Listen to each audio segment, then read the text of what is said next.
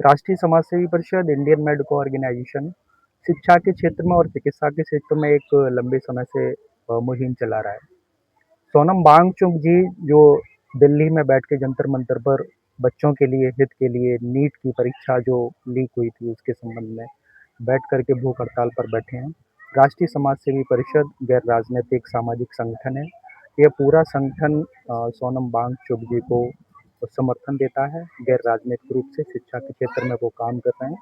इसलिए ईश्वर से मैं प्रार्थना करता हूँ उनके स्वास्थ्य का ध्यान रखें और उनसे मैं ये अपील करूँगा कि वो इस तरीके की हंगर स्ट्राइक को ख़त्म करें और दूसरी तरीके से स्टूडेंट्स के हित के लिए लड़ाई लड़ाई लड़ें। सोनम वांगचुक जी एक बड़े शिक्षाविद और शिक्षा के नायक भी हैं।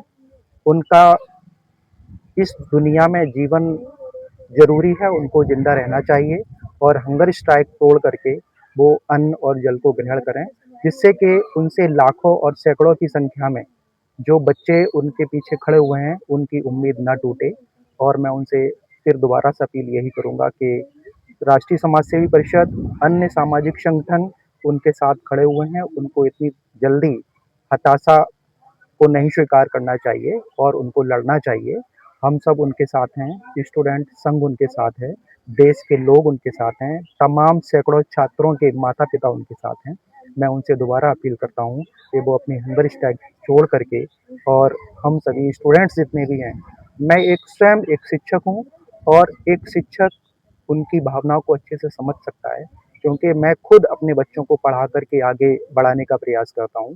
तो जो भी एग्ज़ामिनेशन लीक होते हैं, वो किस तरीके से लीक होते हैं, ये कहना उचित नहीं होगा, क्योंकि हम एक सामाजिक संगठन से बात कर रहे हैं, किसी राजनैतिक संगठन से बात नहीं कर रहे हैं। तो सोनम चुग जी से मैं दोबारा से फिर अपील करता हूँ कि वो अपनी हंगर स्ट्राइक को तोड़ें और जो शिक्षा के आज का बड़ी खबर रह रहा है जो उनको अभी मेडिकल में भर्ती किया गया है, पुलिस लोग आके उठा के लेके गया उधर से। अब क्या बोलेंगे इसके बारे में? पुलिस अगर उनको उठा के ले गया है तो मैं ये कहूँगा कि अगर उनको किसी अच्छी जगह से उनको मेडिसिन ट्रीटमेंट दिया जाए, तो अच्छा रहेगा। उनके साथ किसी भी प्रकार का कोई दुर्व्यवहार ना किया जाए और उनको स्वस्थ रहना उनके लिए शिक्षा के क्षेत्र में एक बहुत ज़रूरी है, क्योंकि वो देश की एक अमूल्य धरोहर हैं।